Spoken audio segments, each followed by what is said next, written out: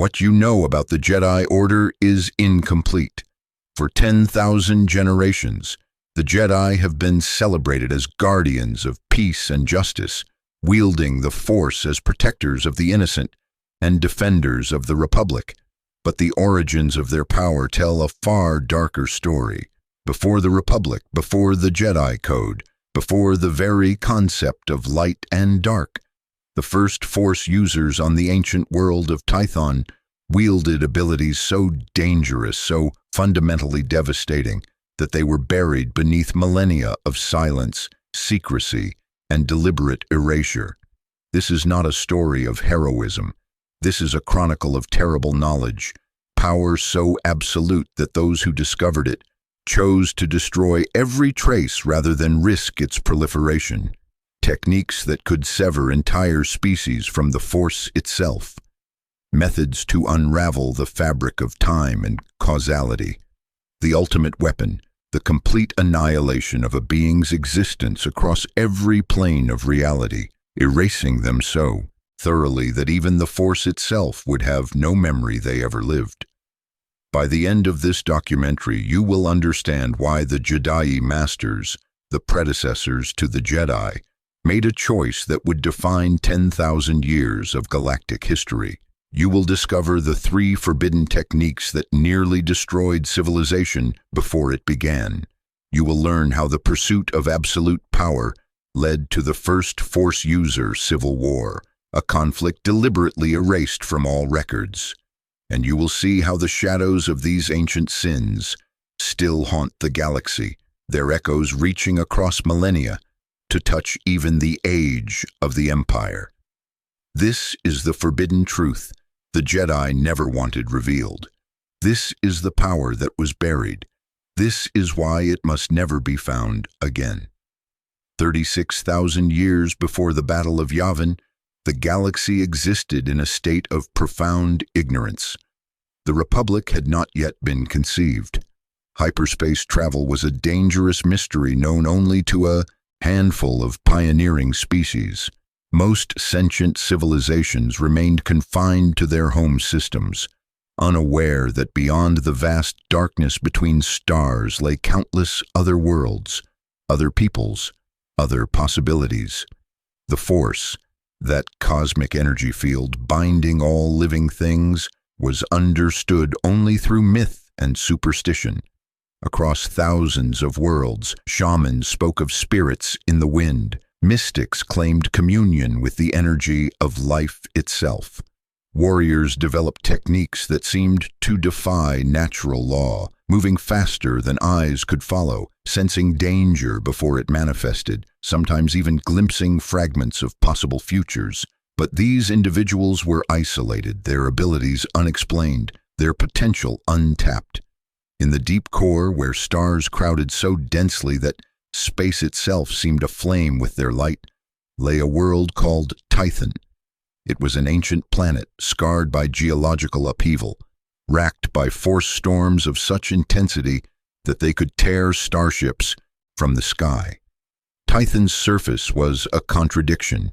Lush valleys gave way to barren wastes. Serene forests bordered regions of perpetual tempest. The planet itself seemed alive, conscious, as if the Force flowed through it with unusual concentration. Unknown to the scattered civilizations of the galaxy, Tython had been calling. For generations, individuals across known space had reported the same vision. In dreams, in meditation, in moments of crisis, they saw a world of storms and stone. They heard a voice without words, a pull without direction, an overwhelming certainty that they must find this place. Some dismissed these experiences as madness. Others tried and failed to locate the source. But a few, a very few, possessed both the Force sensitivity and the resources to answer the call. The first to arrive was a human woman named Ketu, a philosopher from the Mid-Rim who had spent decades studying what she called the living energy. Her small craft, primitive by later standards, broke through Tython's turbulent atmosphere and crashed in a valley that would later be called Akar Kesh. She survived, barely, and in the wreckage of her ship, surrounded by the raw Force energy saturating the planet, she experienced a moment of profound connection. The techniques she had spent a lifetime developing suddenly crystallized into understanding. She could feel not just the Force, but its texture, its currents, its infinite complexity. Over the following months, 7 more ships arrived. Each carried a Force-sensitive individual who had answered the same inexplicable summons. They came from different species, different cultures, different philosophical traditions. A Sith pure-blood warrior from Korriban, trained in aggressive combat techniques his people had practiced for millennia. A Twi'lek mystic who had achieved what her order called harmony with the cosmic spirit. A human scientist who approached the Force as a physical phenomenon to be measured and understood. Being whose species records would not survive, the first to die on Tython, killed in one of the planet's force storms before the others could save them. These 8 individuals, later called the Founders or the Thoyor Travelers, represented the first gathering of Force users in galactic history. They had no common language, no shared philosophy, no unified understanding of what had brought them together, but they all possessed an undeniable connection to the Force, and they all recognized in each other something that transcended their differences. They called themselves the Jedi, a term that would evolve over millennia into the name Jedi. But unlike their distant descendants, the Jedi understood the Force not as opposing sides of light and dark, but as a unified whole requiring balance. The Ashla, what later Jedi would call the light side, represented creation, healing, harmony. The Bogan, the dark side, encompassed destruction, passion, power. The Jedi philosophy held that both aspects were necessary, that wisdom lay in maintaining equilibrium between them. For a time, this philosophy served them well. Tython was not an empty world. As the Jedi explored beyond their initial landing sites, they discovered ruins. Vast structures, their architecture unlike anything in known galactic history, lay scattered across the planet's surface. Temples carved from single mountains, towers that reached impossibly high, their upper levels lost in perpetual storm clouds. Underground complexes that descended miles into Tython's crust, their lowest chambers still sealed after unknown ages. The Jedi recognized immediately that these ruins predated their arrival by thousands, perhaps tens of thousands of years. Whatever civilization had built them possessed an understanding of the Force far beyond what the 8 Founders had achieved. The architecture itself seemed designed to channel and amplify Force energy.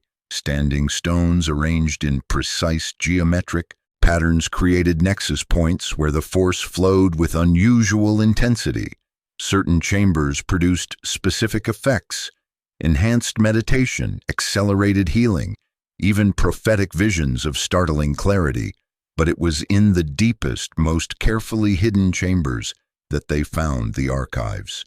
The technology was ancient beyond comprehension, preserved through methods the Jedi could not initially understand.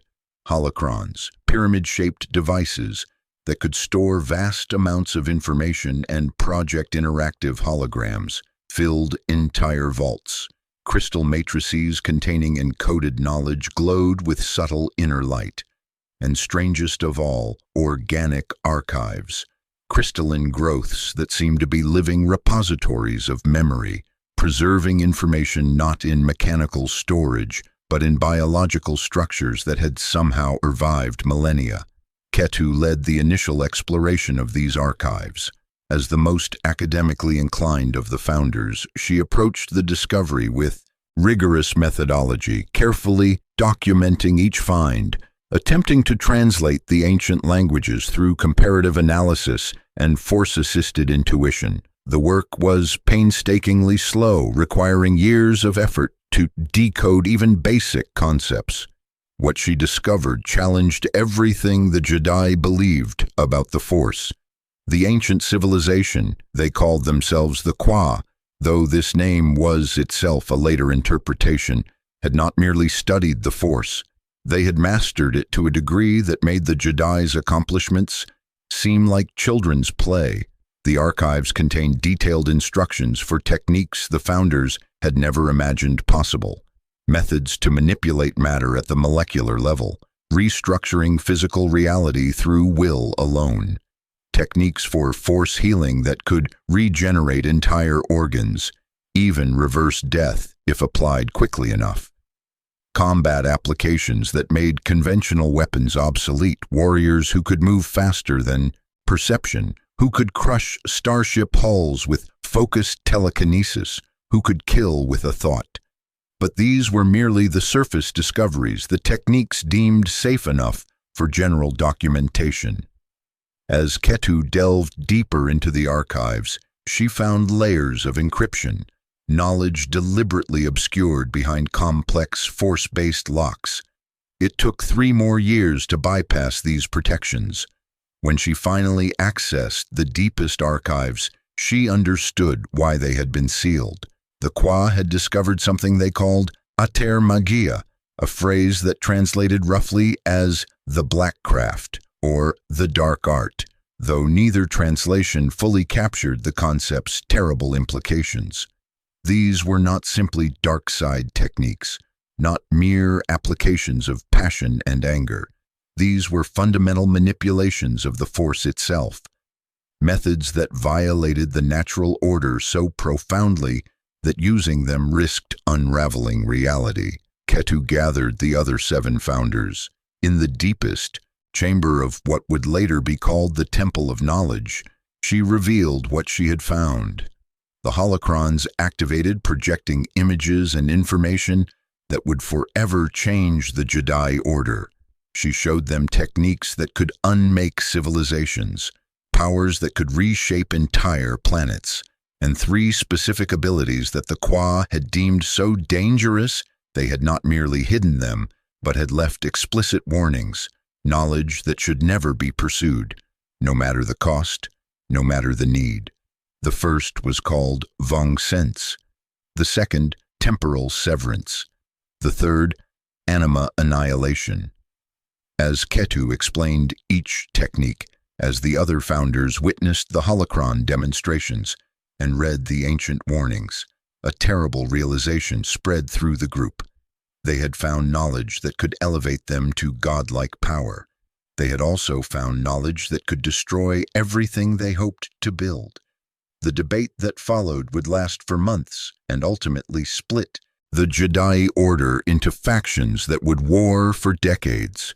But in that moment, standing in the ancient temple's depths, surrounded by knowledge that predated their entire civilization, the 8 founders made their first collective decision. They would study these techniques, they would understand them completely, and then they would determine whether such power could ever be safely wielded, or whether some knowledge was too dangerous to exist.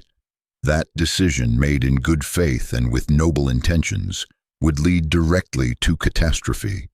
The ancient Qua holocrons contained detailed documentation of Vong Sense, including its theoretical foundation, practical applications, and, most ominously, recorded experiments demonstrating its effects. The Jedi masters who studied this material did so with growing horror, yet also with scientific fascination. Understanding how such a technique functioned was, they reasoned, essential to preventing its misuse. Vong Sense operated on a principle that challenged the Jedi's fundamental understanding of the Force. They had always conceived of Force sensitivity as an individual trait. Some beings could touch the Force, others could not, and the strength of that connection varied. But the Qua had discovered that Force sensitivity operated on multiple scales simultaneously. Just as individual cells combined to form an organism, individual Force connections combined to create larger patterns. Species had collective Force signatures. Planets generated unified Force presence. The entire galaxy existed within what the Qua called the Great Ocean, with individual consciousness merely ripples on its surface. Vong-sense allowed a sufficiently powerful Force user to perceive these larger patterns. A master who had developed this ability could sense not just individual beings, but entire populations. They could feel the collective Force signature of a city, a planet, an entire species. This alone was remarkable, an expansion of perception that made conventional Force senses seem limited by comparison. But the Qua had not stopped at mere perception. The holocrons explained that perception and manipulation were two aspects of the same fundamental ability. If one could sense a species' collective Force signature, one could also interact with it, strengthen it, redirect it. Or, and this was where the technique crossed into forbidden territory, sever it entirely. The theoretical implications were staggering. A single master with sufficient power and control could cut an entire species off from the Force. Not kill them. That would be simple murder on a massive scale. Instead, this technique would leave its victims alive but fundamentally changed. They would continue to exist, continue to perform biological functions, but the aspect that connected them to the cosmic consciousness would simply cease. Their connection to the Force, and through it, their connection to the deeper patterns of reality, would be gone. The Qua archives contained records of what this meant in practice. Test subjects who had been individually subjected to Vong-sense. The ancient civilization had apparently experimented extensively before recognizing the technique's dangers, exhibited a disturbing array of symptoms. They lost all creativity, all intuition, all capacity for abstract thought. They could still perform learned behaviors, could still respond to immediate stimuli, but they became essentially biological automatons. The spark that made them truly conscious, truly alive in a meaningful sense, had been extinguished. And this was merely the individual application. The holocron suggested that a sufficiently powerful master could scale the technique to affect entire populations. Millions, potentially billions of beings, reduced to empty shells in a single moment. The Jedi Council knew immediately that such knowledge was dangerous, but they made a fateful decision. They would attempt to understand the technique fully before determining how to proceed. A master named Rajin, a human who had proven himself both powerful and ethically rigorous, volunteered to study Vong-sense in depth. He would learn the theory, attempt to develop the initial stages of the ability, but stop short of any actual application. The council reasoned that understanding the technique's mechanics was essential. If some future Force user independently rediscovered Vong-sense, the Jedi needed to know how to defend against it. Rajin's studies took 7 years. He meditated in the deepest chambers of Tython, surrounded by the Qua holocrons, systematically working through each stage of development. He learned to perceive the collective Force signatures of simple organisms, colonies of insects, schools of fish, herds of grazing animals. He practiced distinguishing individual consciousness from collective patterns. He approached the work with scholarly detachment, documenting every insight, every breakthrough, every moment where theory crystallized into practical understanding. By the 8th year, Rajin had achieved what the council believed impossible. He could perceive the collective Force signature of Tython's human population, several thousand individuals at this point, as the Jedi had grown from 8 founders to a thriving community. He could sense them not as individuals, but as a unified pattern, a single complex entity composed of thousands of interconnected consciousness.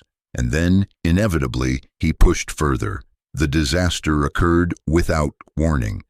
Rajin was meditating in his chambers when something went wrong. Perhaps he attempted an experiment he hadn't fully prepared for. Perhaps he lost control of the technique's scope. Or perhaps, as some later suggested, The technique itself had a corrupting influence, a seductive quality that made users want to experience its full power, regardless of consequences. Whatever the cause, Rajan unleashed Vongsense on a scale far beyond what he'd intended. The technique swept through the Jedi temple on Tython like an invisible wave. Masters in meditation suddenly found their thoughts fragmenting. Students in training collapsed mid-exercise. 3,000 Jedi, nearly the entire population of the Order, fell into a state of profound disconnection. They didn't die. That would have been merciful. Instead, they simply stopped thinking creatively, stopped feeling emotions beyond basic fear and hunger, stopped being anything more than biological machines, executing pre-programmed responses. Their bodies continued functioning, but the consciousness that had inhabited those bodies, the spark that made them individuals with hopes and fears and dreams, was gone.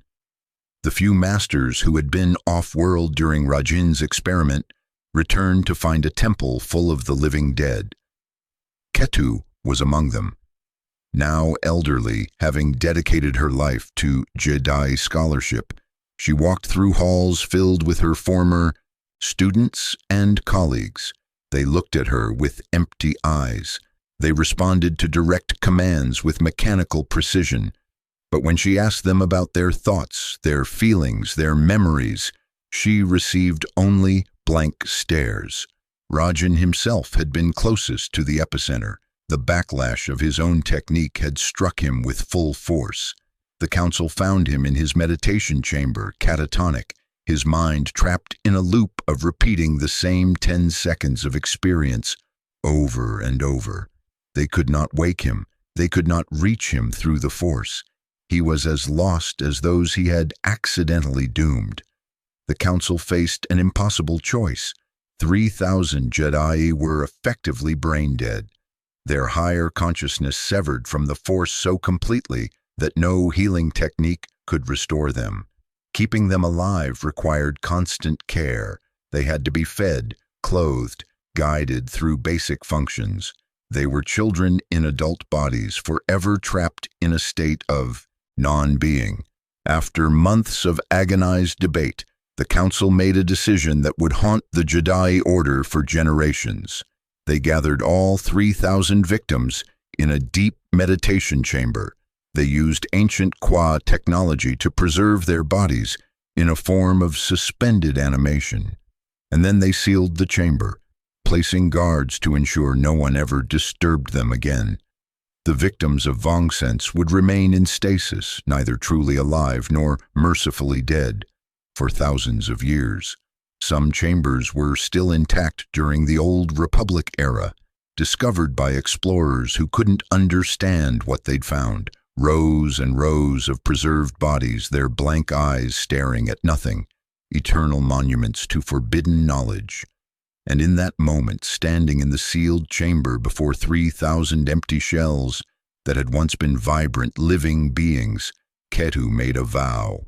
She would find the other forbidden techniques. She would understand them completely, and she would ensure that no Jedi ever walked this path again. But she was already too late.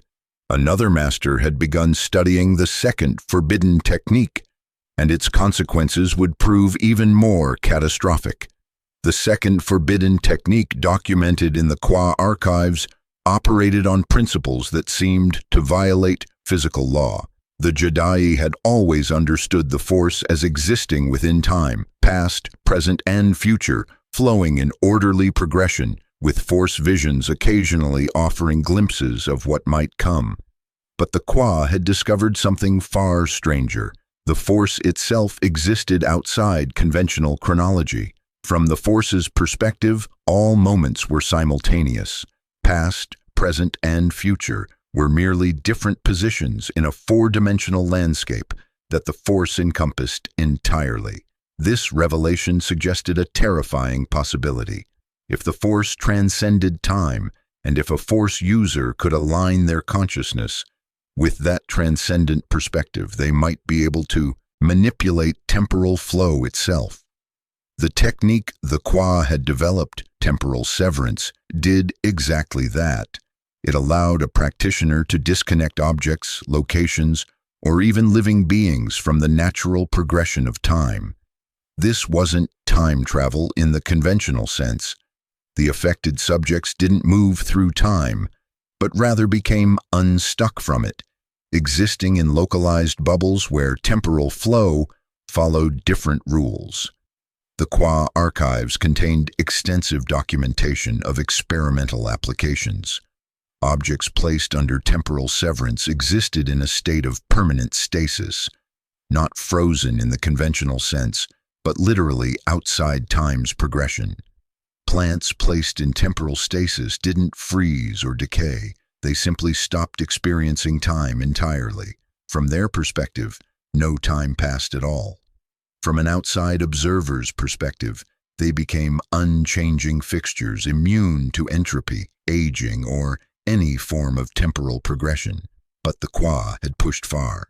Beyond simple stasis, the archives described techniques for accelerating temporal flow, causing subjects to experience years in moments, methods for reversing local time, making objects return to previous states, and most disturbing of all, techniques for creating temporal loops, trapping subjects in repeating cycles where they experienced the same events over and over, sometimes aware of the repetition, sometimes not. A Jedi master named Saro, a Keldor whose species possessed natural advantages in force perception, became obsessed with understanding temporal severance.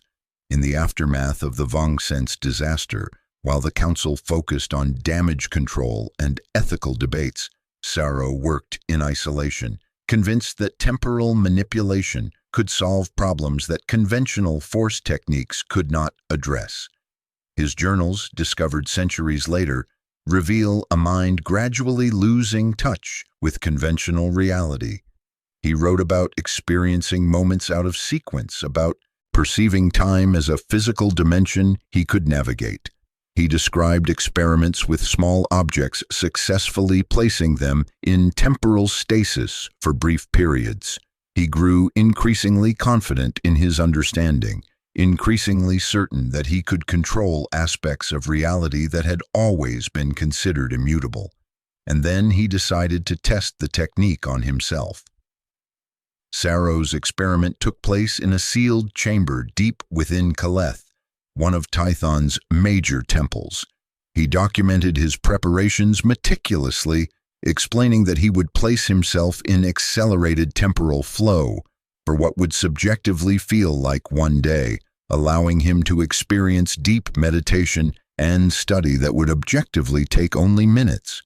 It was meant to be a controlled, reversible test, a way to gain weeks of research time without sacrificing more than a few hours of real-world progression.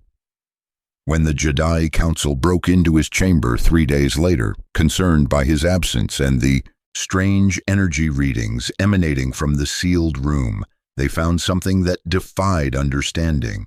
Saro existed in the chamber, but not as a single individual. Instead, dozens of versions of him occupied the same space, all slightly transparent, all moving in different rhythms. Some versions appeared to age rapidly, their movements a blur as they experienced accelerated time. Others moved in extreme slow motion, barely advancing from heartbeat to heartbeat. Still others existed in reverse temporal flow, their actions running backwards, tea returning to teacups, words being unspoken, thoughts being unthought. And all of these temporal echoes existed simultaneously, overlapping in the same physical location, creating a nightmarish tableau of fractured causality. The chamber itself had been corrupted by the experiment. Time no longer flowed uniformly within its walls.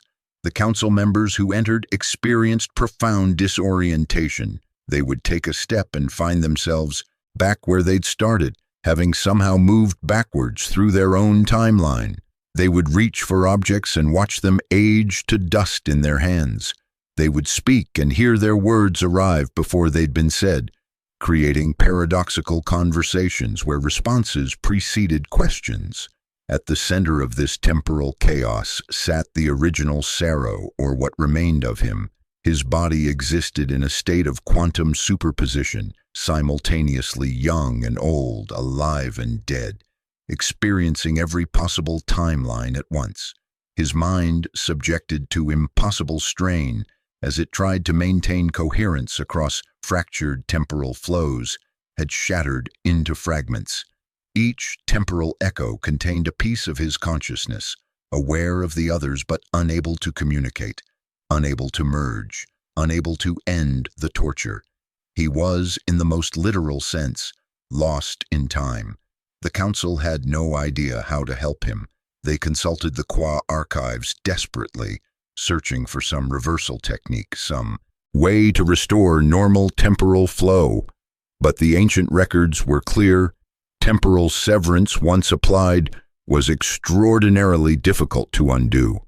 The Qua themselves had apparently created similar accidents during their research, and they had found no reliable solution. The Council made another terrible decision. They couldn't save Saro, but they could contain the damage.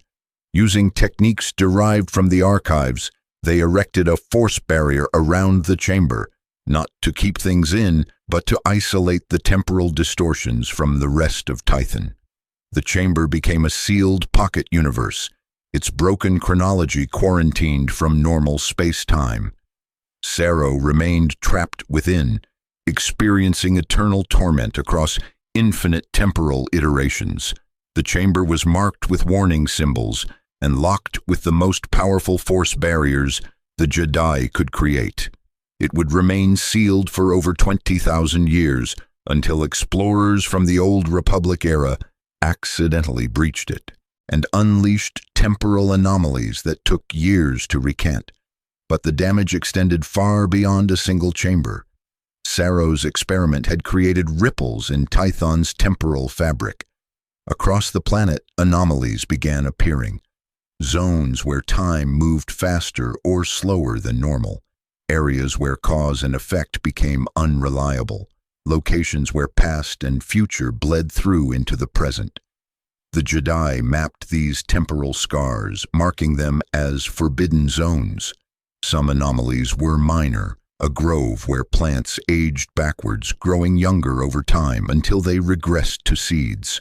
Others were severe, valleys where travelers would enter and emerge decades older, having experienced subjective years while the outside world progressed by mere minutes. One particularly severe anomaly appeared near the Jedi's primary settlement.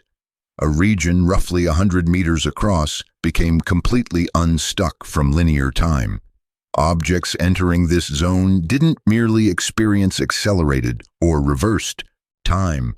They existed in a state where past, present, and future occupied the same moment.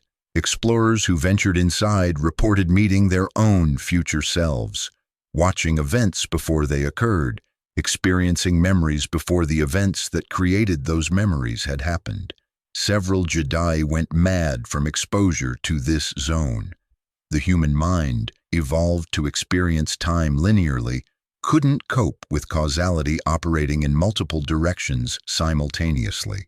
Those who spent more than a few minutes inside the temporal anomaly emerged with fractured consciousness, unable to distinguish between memory and prophecy, between what had happened and what would happen, between cause and effect. The Council sealed this anomaly as well, but they couldn't escape a haunting realization. The temporal damage was permanent. The scars Saro's experiment had inflicted on Tython would never fully heal. Thousands of years later, even during the era of the Galactic Empire, these zones still existed. Still trapped travelers still demonstrated the terrible consequences of manipulating fundamental aspects of reality. Ketu, now ancient and burdened by the weight of too much knowledge, convened the Council for an emergency session. They had studied 2 of the 3 forbidden techniques. Both had resulted in catastrophes that claimed thousands of lives and left permanent scars on Tython itself. The Vong Sense disaster had created 3,000 living corpses. The temporal severance accident had fractured reality and condemned Saro to eternal, infinite torment. And yet one forbidden technique remained unstudied. The third technique, called anima annihilation, waited in the deepest archives. The Qua warnings about this technique were even more severe than the others. The ancient holocrons practically screamed at anyone accessing this knowledge, "Do not pursue, do not experiment, do not even fully comprehend." The council debated for weeks. Some argued they should destroy all records of anima annihilation immediately, without even learning what it did. Others insisted that understanding all three techniques was essential. Only by comprehending the full scope of forbidden knowledge could they ensure it remained forbidden. Ketu made the final decision. She was the eldest, the most respected, the one who had first discovered these archives decades earlier. She announced that she would study anima annihilation alone. She would understand it completely. She would determine once and for all whether such power could exist in a universe that valued life. And then, depending on what she discovered, she would decide whether some knowledge was too dangerous to exist even in memory. The deepest level of the Qua archives, sealed behind encryption that had taken Ketu nearly a decade to bypass, contained knowledge that made the previous techniques seem almost benign by comparison. Anima annihilation. The name itself was a crude translation of a concept the Qua language expressed. With disturbing poetry, represented the ultimate expression of force manipulation. It was not simply a killing technique. It was not even a method for destroying souls or ending consciousness. It was something far more absolute, far more terrifying. Anima annihilation could erase a being from existence so completely that the universe itself would forget they had ever been. The technique operated on a principle that challenged everything the Jedi understood about life, death, and the nature of consciousness. They had always believed that living beings existed in relationship with the Force. When someone died, their individual consciousness dispersed back into the cosmic whole, becoming one with the Force in a way that philosophers described as immortality through unity. Force-sensitive individuals sometimes retained enough coherence after death to manifest as Force ghosts, maintaining individual identity even in death. But regardless of the specifics, death meant transformation, not annihilation. The individual's existence left an indelible mark on the Force. The Qua had discovered this wasn't inevitable. They had found a way to sever not just a being's connection to the Force, but their very existence within it. A victim of anima annihilation didn't simply die and become one with the Force. They were retroactively removed from the Force's memory, excised from the cosmic consciousness so thoroughly that from the Force's perspective, they had never existed at all. Ketu studied the archives with growing horror. The Qua holocrons contained detailed records of experiments, horrifying documentation of the technique's development and testing. The ancient civilization had apparently pursued this knowledge with scientific rigor, documenting each stage of development, each incremental success, each terrible implication. The first stages of anima annihilation involved learning to perceive a being's ontological signature, their fundamental existence within the Force's framework.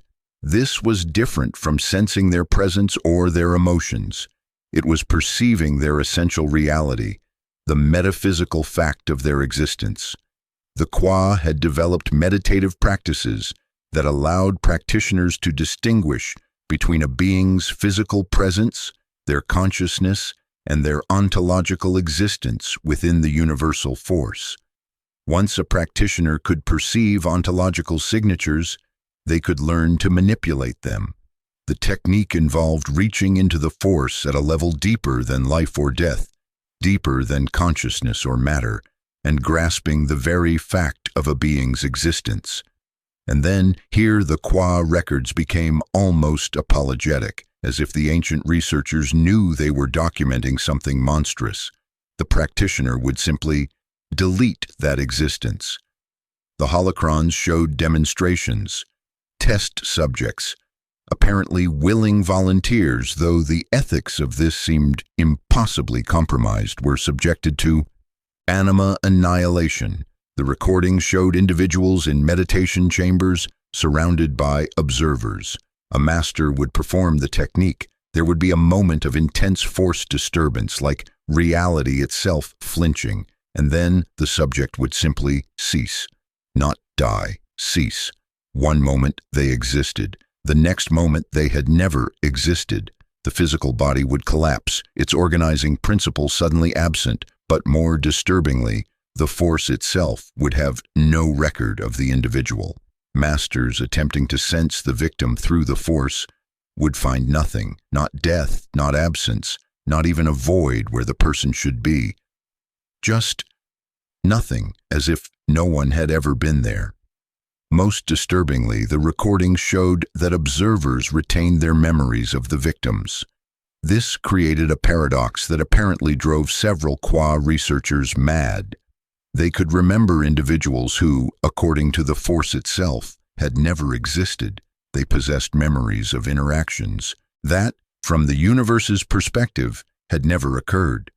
The victims had been removed from the cosmic record, but the mental impressions they'd left in other beings' minds remained, creating contradictions that conscious minds struggled to reconcile. Ketu realized the full implications with mounting dread.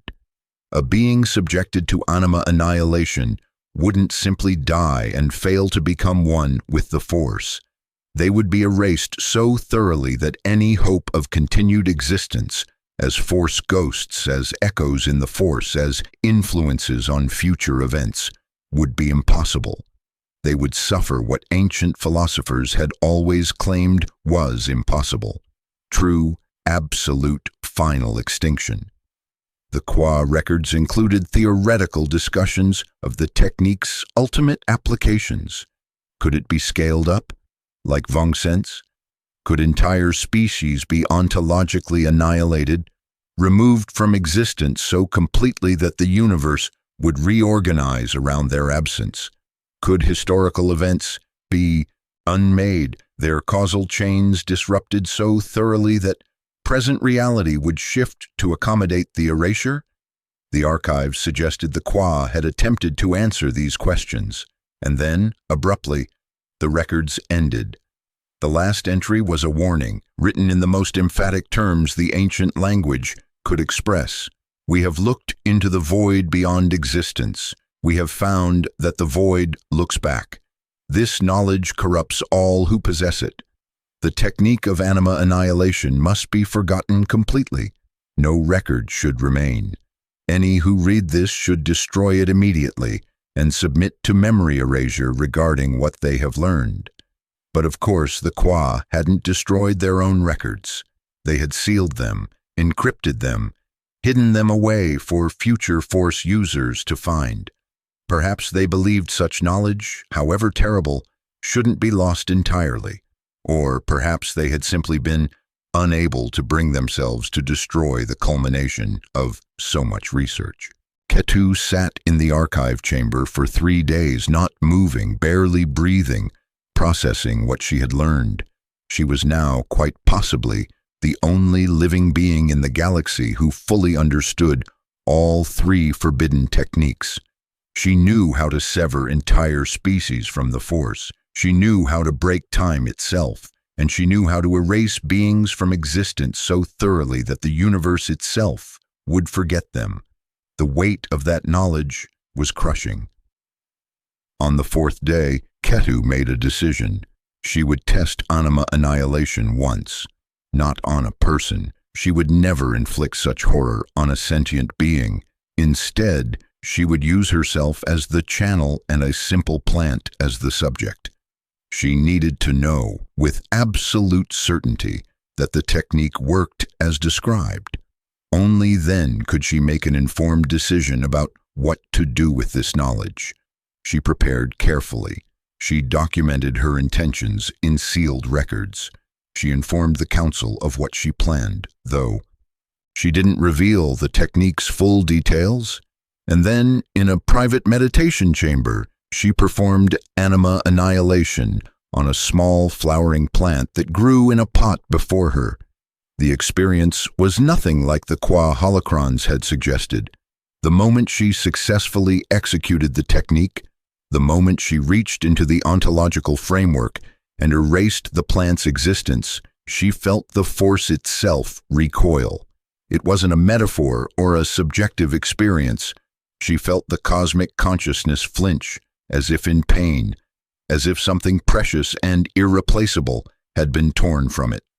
The plant didn't simply wither or die, it vanished, leaving behind not even dust, not even the memory of having existed in the first place. But Ketu retained her memory of it. She could remember growing it from seed, watering it daily, watching it bloom. And this contradiction, possessing clear memory of something the Force insisted had never existed, created a cognitive dissonance so severe that she collapsed, her mind unable to reconcile the paradox. When she recovered consciousness hours later, she found she couldn't look at the empty space where the plant had been. Her eyes would slide away from it, her attention would refuse to focus.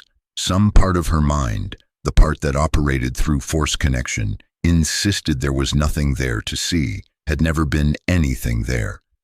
But her conscious memory knew otherwise.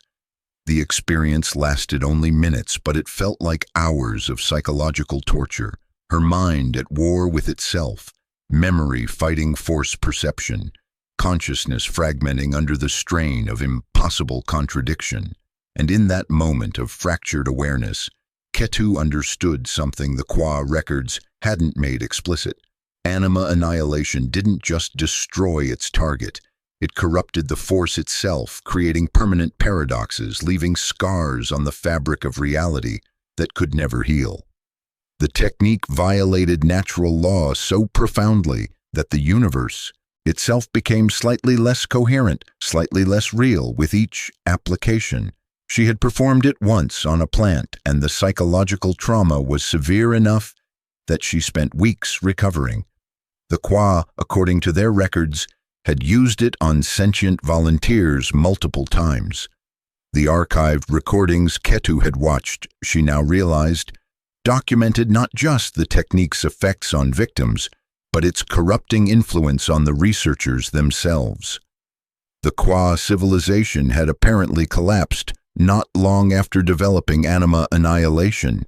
The records didn't explicitly connect these events, but Ketu suspected the connection was causal. A civilization that achieved the power to erase existence itself would inevitably be destroyed by that power, either through direct misuse or through the moral and psychological corruption that came from possessing such terrible knowledge. Ketu called an emergency council session. Every master on Tython attended, nearly 100 Jedi who had survived the Vong Sense disaster and proven themselves wise enough to be trusted with dangerous knowledge. She told them everything, the full details of all 3 forbidden techniques, the Qua experiments and their catastrophic results, her own test of anima annihilation and the horror it had revealed. And then she made her proposal. All records of the 3 techniques must be destroyed, not sealed, not encrypted, destroyed so completely that no future Force user could ever rediscover them. The Jedi must purge this knowledge from their order entirely, accepting memory erasure to remove even personal recollection of what they'd learned. The debate that followed would later be called the Great Schism. It would last for months, and it would ultimately lead to the first war between Force users in galactic history, a conflict so catastrophic that it would reshape the Jedi Order into the Jedi and set the stage for 10,000 years of light versus dark. But in that moment, standing before the council, Ketu believed she was proposing the only rational path. Some knowledge, she argued, was too dangerous to exist. Some power corrupted by its very nature. The forbidden techniques didn't simply risk misuse, they guaranteed it. Any Force user who fully understood these techniques would inevitably be tempted to use them, and any use would result in catastrophe. We must forget, she told the Council. We must forget completely, and we must ensure that no future generation ever learns what we have tried to unlearn. But not everyone agreed, and those who disagreed would soon prove that the greatest danger wasn't the forbidden techniques themselves. It was the certainty that someone, somewhere, would always believe they could wield such power safely. Among the Jedi Council, a master named Ruhr became the most vocal opponent of Ketu's proposal. He was a Sith pureblood, not yet the corrupted Darksiders they would later become, but members of a species, naturally strong in the Force, with red skin and bone spurs that gave them a fearsome appearance.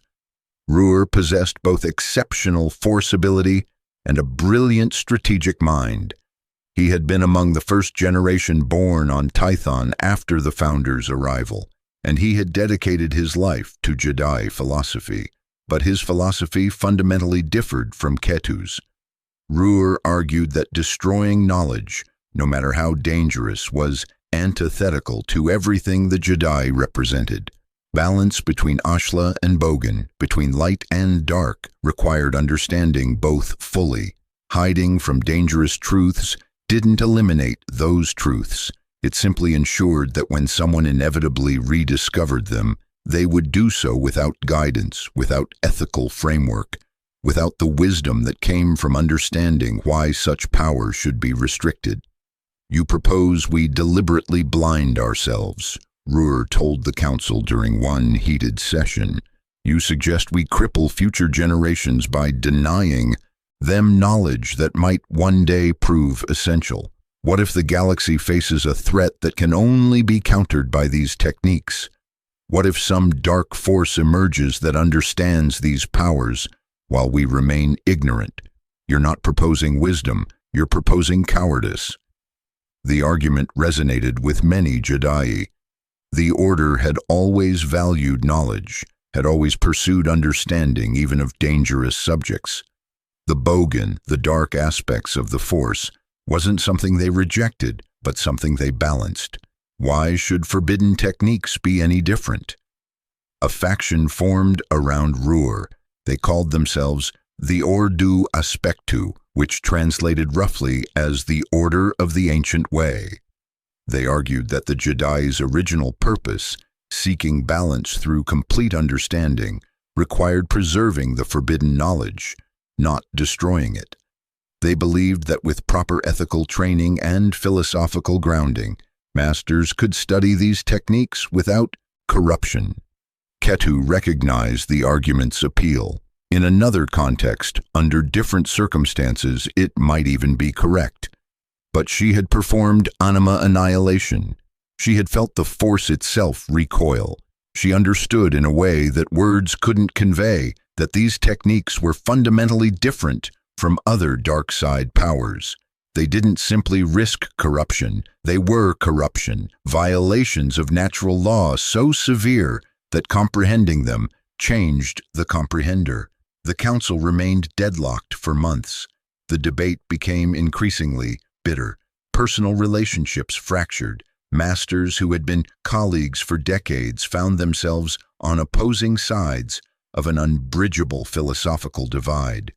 The unity that had defined the Jedi Order since its founding began to crumble. Music, building tension, discord. Finally, the Council held a formal vote. The resolution was clear but not overwhelming. By a margin of 63 to 37, they agreed to destroy all records of the forbidden techniques and submit to memory erasure. Ruhr and his faction refused to comply. You have no authority to destroy knowledge, Ruhr declared after the vote. The Ordu Aspectu will preserve what you seek to obliterate. We will be the keepers of forbidden truth, the guardians of knowledge too dangerous for the weak-minded. and when future generations need what you foolishly destroyed, they will find us ready." Ketu felt a cold certainty settle over her. This moment, she realized, was the fulcrum point. The decision made here would echo through millennia. If the Ordu Aspectu were allowed to leave with the forbidden knowledge, the catastrophe she feared was inevitable. But if she tried to stop them by force, she would be starting the first war between Force users, a precedent that could poison the Jedi Order forever. She chose war. The Ordu Aspectu moved quickly, while the Council debated how to respond. Ruhr and his followers infiltrated the deepest archives. They stole the most complete records of the forbidden techniques, holocrons containing the Qua's full documentation, crystal matrices with detailed instructions, even biological archives that could not be easily copied but could be physically removed. By the time the Jedi Council realized what was happening, the Ordu Aspectu had already fled Tython. They commandeered several ships and jumped to hyperspace, destination unknown. Ruhr left behind a message recorded on a basic holocron, his image speaking with calm certainty. "We do not seek war, we seek preservation. The knowledge you fear will be kept safe, studied by those wise enough to understand it, used only when necessity demands. Do not pursue us. We will harm no one. But if you attempt to destroy what we protect, you will leave us no choice but to defend it." The Council faced another impossible decision. Should they pursue? The Ordu Aspectu had committed what was essentially theft of the most dangerous knowledge in existence. But they had also made a reasonable point. They weren't planning to use the techniques merely to preserve them. Perhaps allowing them to depart was the wisest course. Perhaps the knowledge would be safely contained in an isolated location, studied by a small group of dedicated scholars who understood the risks. Ketu knew better. She had seen how the forbidden knowledge corrupted the Vong Sense disaster, the temporal severance accident, her own traumatic test of anima annihilation. The pattern was clear. No one could study these techniques safely. The very act of comprehending them changed the student, created temptations that even the strongest ethics couldn't resist. She convinced the Council to pursue. A fleet of Jedi ships launched from Tython, carrying the Order's finest warriors and masters. They tracked the Ordu Aspectu through hyperspace, following energy signatures and navigational records. The chase lasted weeks, jumping from system to system, always remaining one step behind the fleeing heretics. Finally, in a remote system at the edge of known space, they found them. The Ordu Aspectu had established a fortress on an unnamed moon orbiting a gas giant.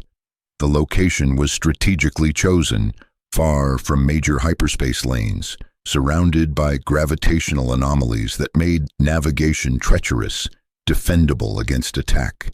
They had used force techniques to accelerate construction, raising walls and temples in weeks that should have taken years. When the Jedi fleet arrived, Ruhr met them not with weapons but with communication. His face appeared on their view screens, projected from the fortress below. "Turn back," he said simply. "We have done nothing wrong. We seek only to preserve knowledge that you, in your fear, would destroy. If you attack us, you will be forcing conflict where none need exist. We can coexist. You with your ignorance, we with our understanding. There is still time to avoid bloodshed." Ketu, commanding the Jedi fleet, responded with equal directness. "You possess knowledge that has already claimed thousands of lives. That knowledge will corrupt you no matter your intentions. Surrender the archives peacefully, submit to memory erasure, and we will accept you back into the Order. But the forbidden techniques cannot be allowed to exist." Ruhr's expression hardened. "Then you have chosen war." The Jedi fleet descended toward the moon's surface, planning to land troops and storm the fortress. But Ruhr and his followers had spent their weeks of preparation well. The moon's surface erupted with anti-ship weapons, not conventional technology but force-enhanced defenses that the Ordu Aspectu had hastily developed. Massive force barriers appeared around the fortress. Telekinetic weapons hurled asteroids at the approaching ships. Masters on the ground channeled lightning storms that could disable starship systems.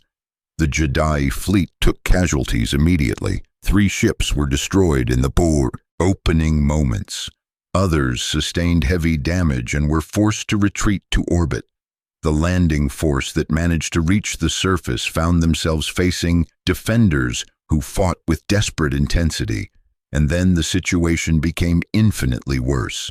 Ruhr, in his desperation to prove the value of forbidden knowledge, decided to demonstrate one of the techniques. He chose temporal severance, not the complete catastrophic application that had doomed Saro, but a carefully controlled use designed to trap the attacking force in a tactical disadvantage.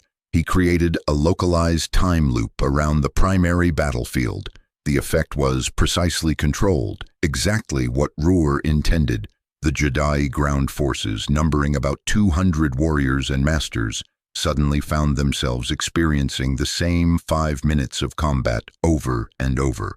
From their perspective, they would engage the Ordu Aspectu defenders, make progress, push forward, and then suddenly find themselves back at their starting positions with no memory of what had just happened, but a growing sense of déjà vu. From outside the time loop, from the perspective of the Jedi ships still in orbit, the battle appeared to last only seconds. They watched their ground forces land, spread out, engage, and then restart from the beginning, like watching a recording on repeat. For the warriors trapped in the loop, subjective time passed normally. They fought the same battle hundreds of times, each iteration lasting 5 minutes with brief moments of disorientation between loops as their timeline reset. Some of them began to remember previous iterations, creating a nightmarish awareness that they were trapped in repeating causality. Others went mad from the endless cycle of combat, death, and resurrection at the loop's beginning. The time loop lasted 17 years. For the galaxy outside, only seconds passed. For the warriors trapped within, they lived through over 1.5 million iterations of the same 5-minute battle. They aged, they learned, they adapted. By the 10,000th iteration, they fought with perfect coordination, having refined their tactics through countless repetitions. By the 100,000th, many had gone completely insane, their minds unable to cope with the existential horror of their situation. And through it all, Ruhr maintained the technique with perfect precision. He stood at the center of his fortress, channeling enormous force energy, keeping the temporal loop stable. His followers watched in awe and horror, finally understanding the true power of what they'd sought to preserve. When the loop finally collapsed, Ruhr's strength giving out after what was objectively only minutes but subjectively a lifetime of effort, the warriors emerged changed. Most had aged visibly, their bodies having experienced 17 years while the outside universe progressed by seconds. Their minds bore scars that would never heal. Many could barely remember who they had been before the loop, their original identities buried under millions of repeated combat experiences. They staggered away from the battlefield, traumatized beyond any healing technique's ability to restore. The Jedi fleet immediately withdrew, pulling their damaged forces back to orbit. Casualties from the time loop were severe, not deaths, which might have been merciful, but profound psychological trauma that would haunt survivors for the rest of their lives. Ketu watched in horror from orbit. Ruhr had just proven her point more effectively than any argument could have. The forbidden techniques corrupted anyone who wielded them. He had used temporal severance with precision and control, had done exactly what he intended, had demonstrated the technique's power while maintaining discipline, and he had inflicted 17 years of torture on 200 Jedi warriors in the process. The war paused. Both sides withdrew to assess their losses and reconsider their strategies. The Jedi fleet returned to Tython, carrying traumatized survivors who would require years of treatment. The Ordu Aspectu remained in their fortress, shaken by what they'd been forced to do, beginning to question whether the knowledge they protected was worth the cost. But the conflict wasn't over. Ketu knew that leaving the Ordu Aspectu in possession of forbidden knowledge was impossible. Ruhr knew that the Jedi Council would never stop hunting them. Both sides prepared for the next engagement, gathering their strength, refining their tactics, accepting that resolution would require absolute victory by one side or the other. When the Jedi fleet returned to the Ordu Aspectu fortress 6 months later, they came prepared for temporal manipulation and force barriers. They brought shielding techniques, countermeasures, and a new determination to end the conflict regardless of cost.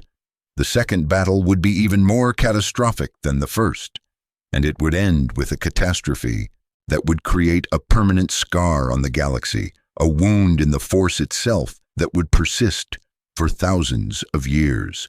The second assault on the Ordu Aspectu fortress came with overwhelming force. The Jedi Council had committed nearly their entire order to ending the threat. Over 800 masters and warriors descended on the remote moon, determined to end the conflict decisively. They came prepared for temporal manipulation. They established force barriers designed to resist time loop effects. They brought masters specifically trained in counter techniques, having spent months studying the temporal severance records that remained in Jedi archives. What they weren't prepared for was Ruhr's desperation. The Ordu Aspectu numbered only 37 members, the masters who had voted against destroying forbidden knowledge and chosen to follow Ruhr into exile. Against 800 attacking Jedi, they had no hope of conventional victory, but Ruhr had spent the 6 months between battles studying the forbidden techniques with intense focus, convinced that full understanding would reveal defensive applications. He had paid particular attention to anima annihilation. The Qua archives suggested that anima annihilation could theoretically be scaled up. If the technique could erase individual beings from existence, could it also erase larger targets? Could it remove groups, populations? Could it, in the most extreme application, erase entire regions of space-time from the Force's memory? Ruhr believed he had found a way to use this principle defensively. If he could annihilate the Jedi attack force from existence, remove them so completely that the Force itself would forget they'd ever been, then the conflict would end without further bloodshed.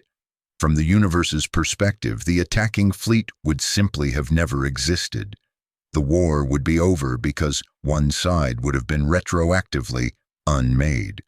The ethical gymnastics required to justify this approach were staggering. Ruhr had convinced himself that erasing his enemies from existence wasn't murder but a form of correction, a restoration of reality to a state where conflict had never occurred. The victims wouldn't suffer because they would never have existed to suffer. From the universe's corrected perspective, there would be no victims at all. This was the corruption Ketu had warned about. The forbidden knowledge didn't simply tempt users to evil acts. It warped their entire ethical framework, making atrocities seem not just justified, but morally necessary. As the Jedi fleet entered orbit and began landing forces, Ruhr prepared his technique. He gathered the other Ordu Aspectu members in the fortress's central chamber, explaining what he planned to attempt. Some objected immediately, horrified by the implications. Others, worn down by months of isolation and fear, convinced themselves that extreme measures were justified. The debate was brief. The attacking force was already landing. Ruhr had minutes, perhaps seconds, before the assault began in earnest. He chose to proceed. Ruhr channeled every technique he'd studied, combining principles from all three forbidden powers. He used Vong Sense to perceive the collective force signature of the attacking fleet. 800 Jedi warriors experienced as a single, unified pattern. He prepared temporal severance techniques to anchor his target in a specific moment, preventing them from dispersing across time. And then, with a conviction born of desperate certainty, he attempted anima annihilation on the largest scale anyone had ever conceived. He tried to erase 800 Jedi from existence simultaneously. The technique failed catastrophically. Anima annihilation required absolute precision, the ability to grasp a specific ontological signature and surgically remove it from the Force's framework. Attempting to target 800 beings simultaneously was like trying to thread 800 needles at once while the needles were moving and the thread was dissolving. The technique's complexity increased exponentially with each additional target. Ruhr couldn't maintain the necessary precision. The technique began successfully. For a horrifying moment, the Jedi warriors on the ground felt reality itself start to reject them, felt their existence becoming uncertain. But then Ruhr's control slipped. The ontological erasure began affecting not just the intended targets, but the space-time around them. The technique, no longer carefully directed, started consuming existence indiscriminately. The effect spread like a cancer. A sphere of pure ontological void expanded from Ruhr's position, erasing everything it touched, not from physical reality, but from the Force's memory of reality. Matter within the sphere didn't disintegrate. It simply ceased to have ever existed. The Force's perception of that space became empty. Not empty like vacuum, but empty like a hole in the fabric of existence itself.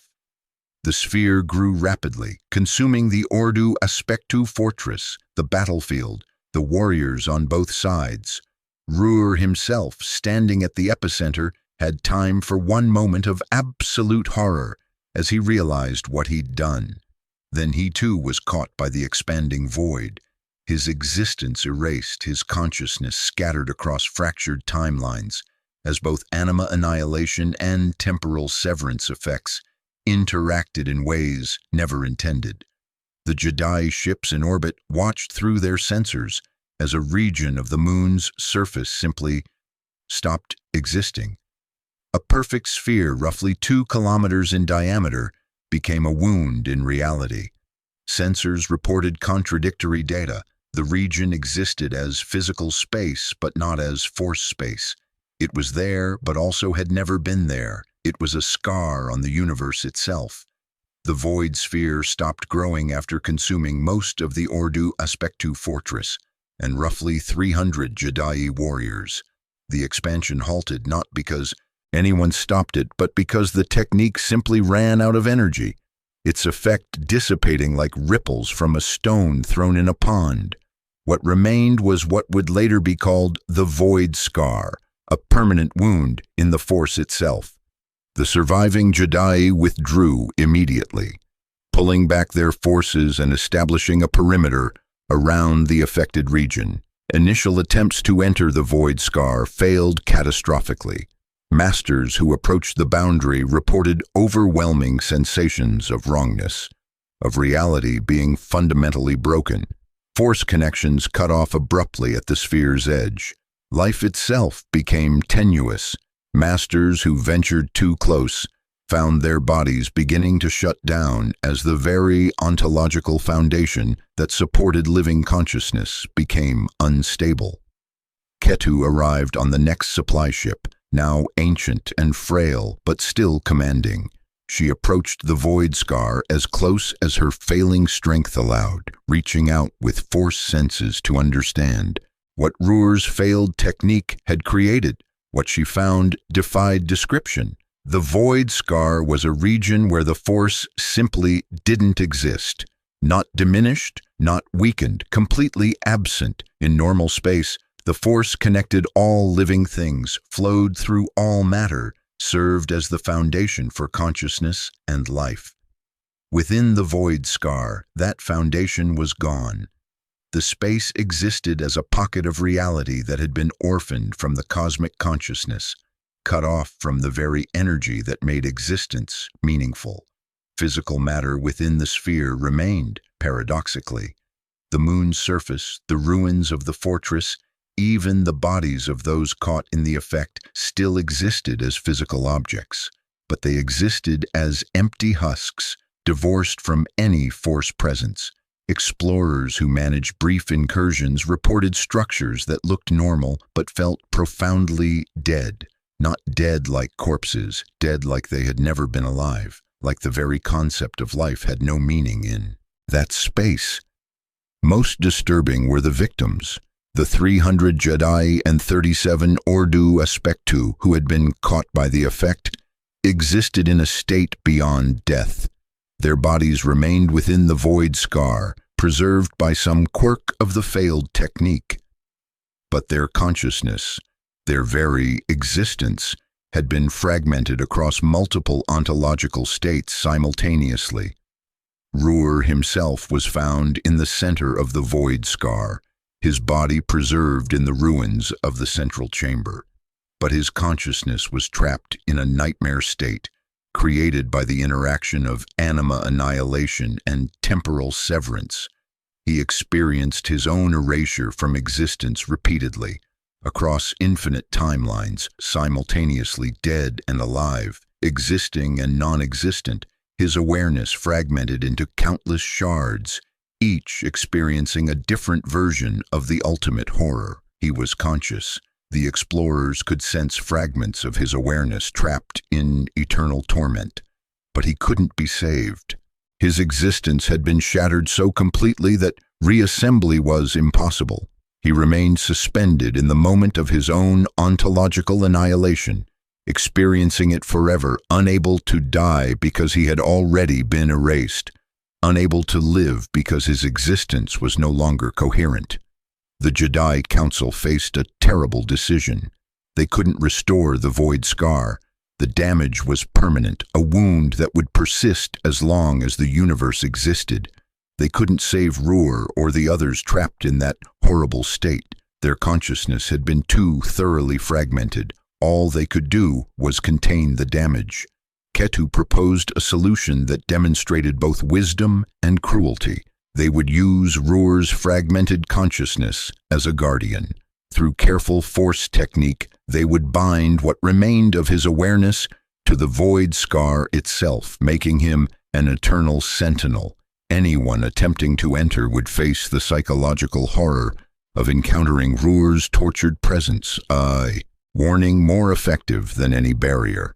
Then they would seal the entire region with the most powerful force barriers the Jedi could create. The void scar would become forbidden territory, marked with warnings in every language, guarded by techniques that would persist for millennia. The war was over. The Ordu Aspectu were dead, erased, their consciousness trapped in eternal torment. The forbidden knowledge they'd sought to preserve had been destroyed in the catastrophe. The archives within the fortress had been caught in the void scar's effect and rendered permanently inaccessible. But the cost had been staggering. 300 Jedi dead, 300 more psychologically traumatized by the time loop, a permanent wound in the Force itself, and most significantly, the shattering of the Jedi Order's foundational philosophy. The Jedi had always believed in balance between light and dark, Ashla and Bogan. They had taught that the Force required equilibrium, that understanding both aspects was essential to wisdom, but the forbidden knowledge had proven that some aspects of the Force were so dark, so corrosive, that they could not be balanced. They could only be rejected absolutely. This realization fractured the Order. Debates raged for years about how to proceed. Some Jedi insisted they must maintain the balance philosophy, arguing that the forbidden techniques were an extreme aberration rather than a fundamental challenge to their worldview. Others argued that the old ways had failed, that balance was impossible, that the dark aspects of the Force must be strictly controlled rather than accepted as equal to the light. Gradually, inexorably, the Jedi Order transformed. The generation after the Void Scar catastrophe began teaching modified philosophy. Balance was still important, but it meant something different, not equal embrace of light and dark, but vigilance against dark side corruption. The Bogan was no longer viewed as a necessary counterpart to Ashla, but as a dangerous temptation that must be resisted. Within 3 generations, the Jedi had become something new. They called themselves Jedi. They wore robes that symbolized rejection of darkness. They developed a code that explicitly warned against emotion and passion, the very things that had driven Ruhr to catastrophe. They became guardians not of balance but of the light side specifically. And the forbidden techniques? They were not simply forgotten. They were actively erased. The Jedi Council enacted a systematic program of knowledge destruction and memory alteration. Every record of Vongsen's temporal severance and anima annihilation was destroyed. Masters who had studied the techniques submitted to force-based memory erasure, removing the knowledge from their minds permanently. The Qua archives on Tython were sealed behind barriers so powerful that breaking them would require destroying the entire archive. Ketu, who had begun this journey by discovering the forbidden knowledge, spent her final years ensuring its complete erasure. She was the last living Jedi who fully understood all 3 techniques.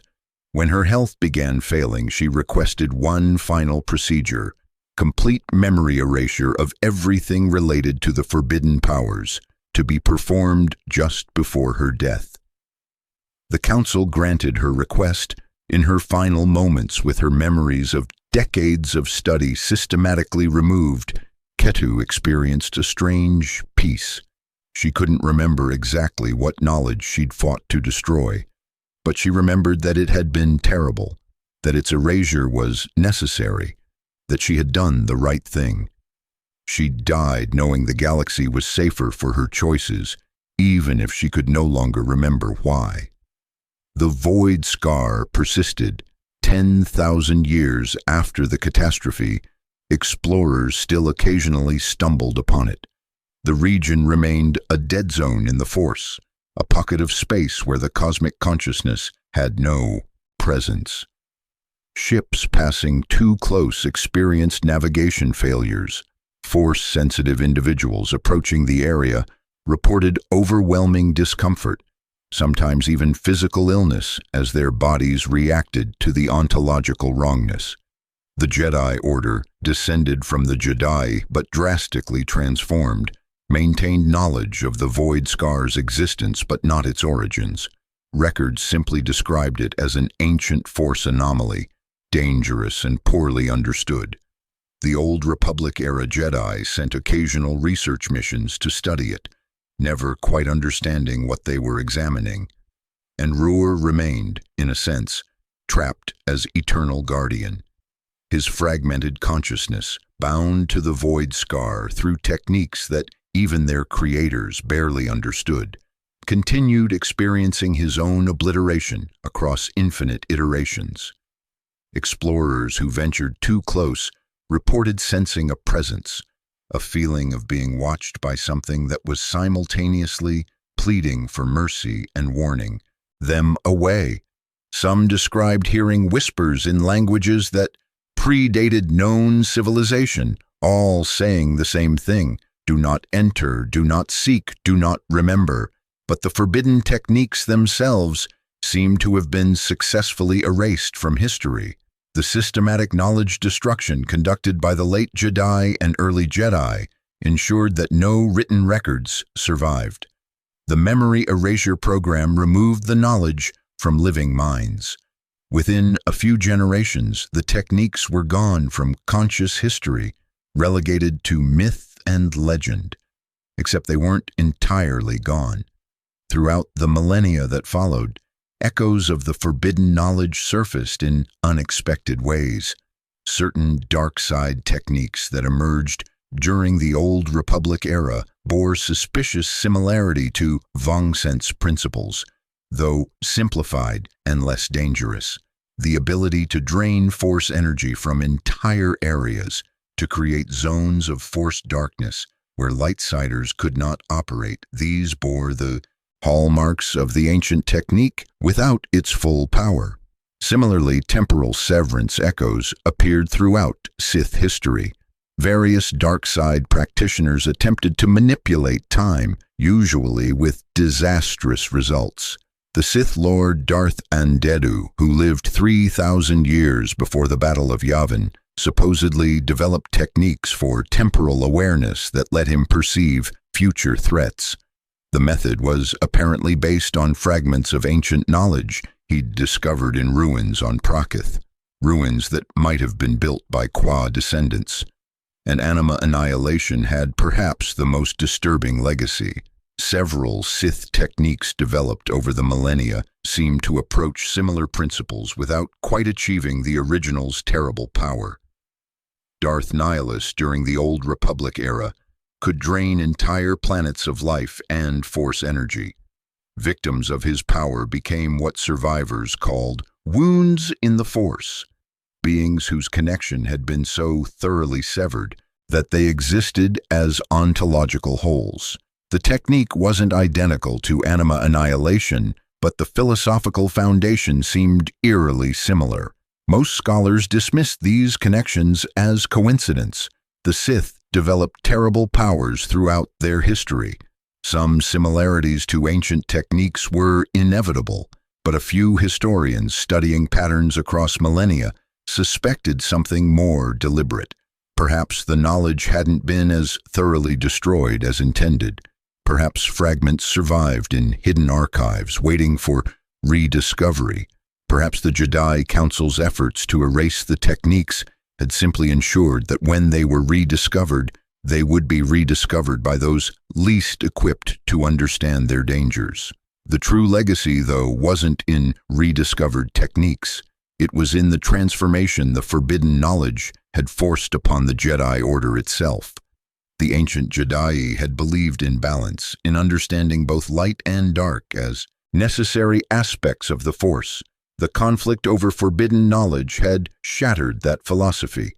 The Jedi who emerged from the catastrophe believed instead in the primacy of the light side, in the necessity of rejecting dark temptations absolutely. This philosophical shift would define the Order for 10,000 years, but that transformation carried its own dangers.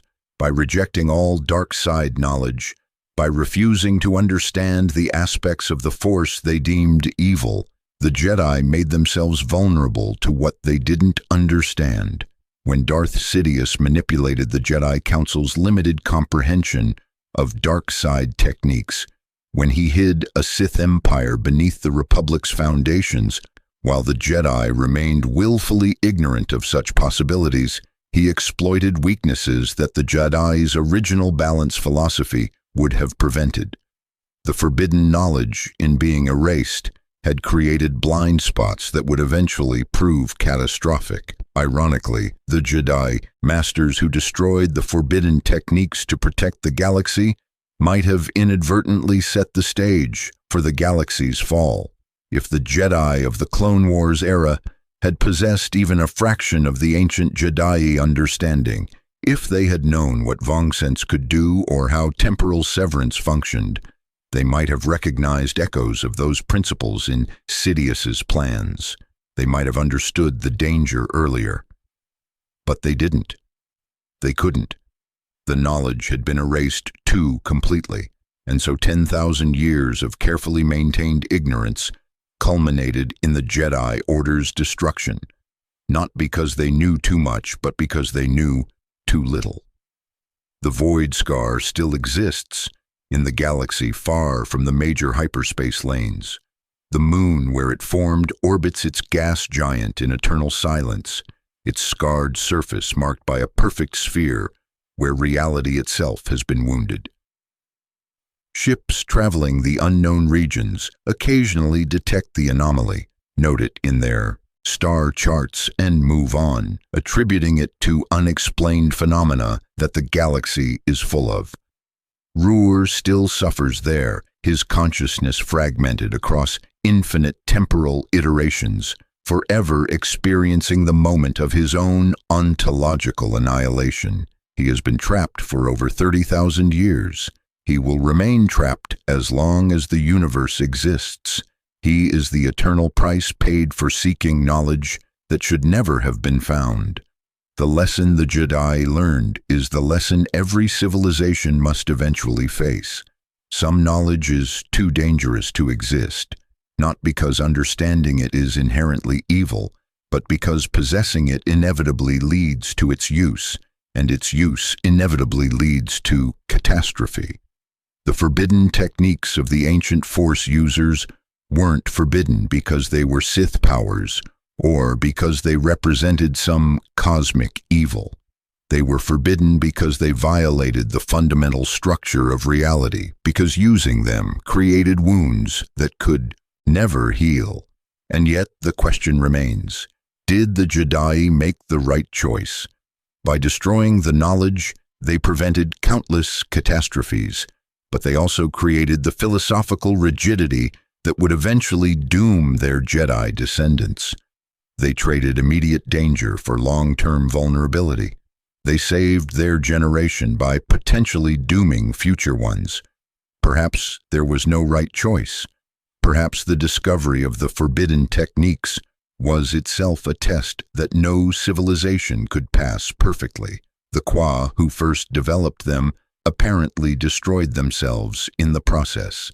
The Jedi survived but were fundamentally transformed, their original philosophy shattered beyond repair, and the echoes continue through galactic history in techniques rediscovered and abused, in wounds that never fully heal.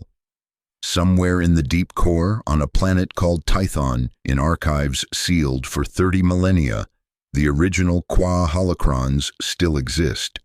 The barriers protecting them were built to last forever, encrypted with techniques that make them nearly impervious to discovery. But nearly is not completely, and forever is a long time. One day someone will find them, someone always does, and when that happens, the cycle will begin again. Another Force user confronted with knowledge too dangerous to possess, forced to choose between destruction and preservation, between ignorance and understanding. The Jedi chose destruction. They chose to forget. They chose to bury the forbidden power and ensure that no one would ever walk that terrible path again. But some things, once learned, can never truly be forgotten. Some powers, once glimpsed, can never be completely hidden. The Force itself remembers even when individual beings do not. And in its vast cosmic consciousness, in the eternal now where all moments exist simultaneously, the knowledge persists, waiting, patient, inevitable. The forbidden power of the first Jedi was buried, but burial is not the same as obliteration, and what is buried can always be unearthed. Perhaps it is simply a matter of time.